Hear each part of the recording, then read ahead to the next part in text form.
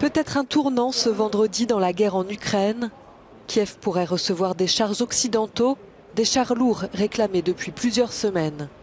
Une dizaine de pays se retrouvent à Ramstein, en Allemagne. D'après le gouvernement lituanien, ils vont annoncer l'accroissement de leur aide militaire, parmi eux la Grande-Bretagne. Nous allons continuer à donner, à entraîner et à soutenir l'Ukraine.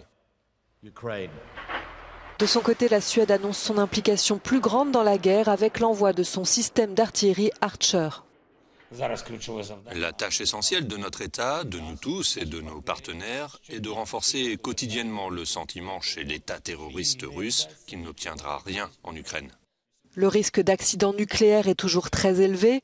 Le directeur de l'Agence internationale de l'énergie atomique s'est rendu à Kiev.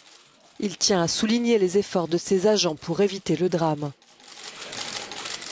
Reste la menace d'une guerre nucléaire. L'ancien président russe Dmitri Medvedev a posté un message menaçant sur ses réseaux sociaux. Dans une guerre conventionnelle, la défaite d'une puissance nucléaire peut provoquer le déclenchement d'une guerre nucléaire, écrit-il. Dans ses discours officiels, le régime de Moscou rejette toujours la responsabilité de la guerre sur l'Ukraine et l'Occident.